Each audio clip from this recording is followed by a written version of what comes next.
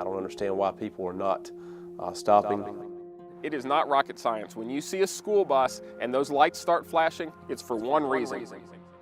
3,100 people per day passing stop school buses with the stop arm out. That's alarming. That puts our kids at risk, and we have to do something about it.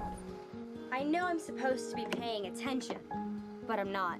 Our PSA is more than just a warning. Besides, you know you're supposed to brake for buses, right? It's highlighting a real problem with real consequences. Just ask 10-year-old Herman and his sister 6-year-old Areli. The mom witnessed the whole thing, yes. She was, yelling and screaming, crying. Do you remember even seeing a car?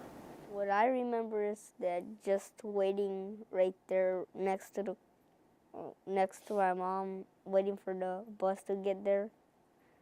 After that, I couldn't remember after that.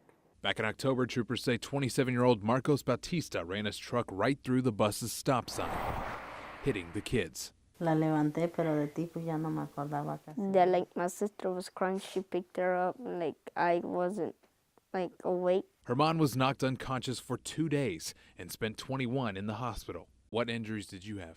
I was hurt right here, my pelvis, my rib, and my shoulder.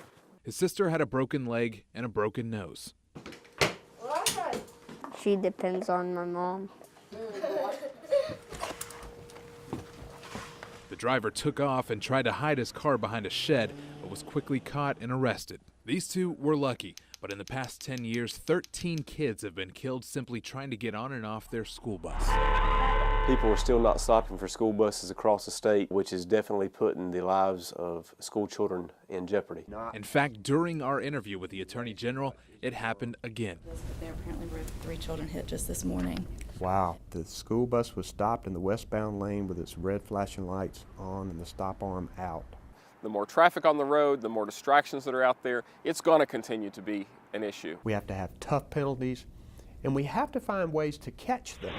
Sounds good, but there's a problem. Right now, there are not a lot of people who get charged and convicted. We dug through court records and found only about 1,300 people were even charged with passing a stopped school bus last year. And in some counties, as many as 87% of cases are being thrown out. There's some concern out there in law enforcement community and in schools that people are beginning to think that they may not be punished. Now, some of these cases are just being dismissed.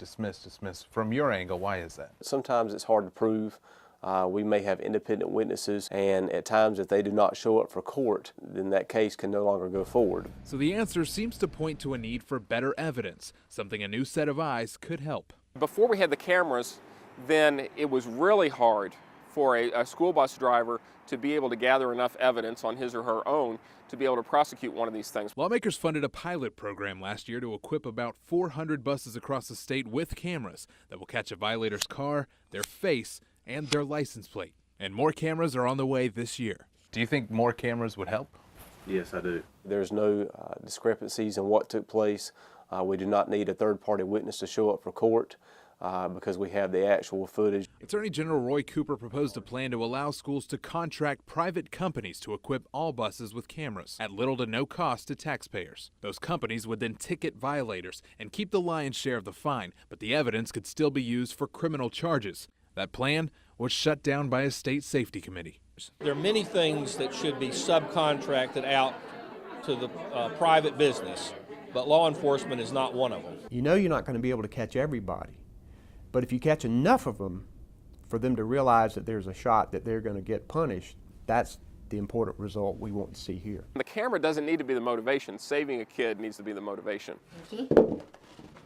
Cameras or not, if you don't get the point from state officials, hear it from the kids. They should be more careful with what they're doing when they're driving.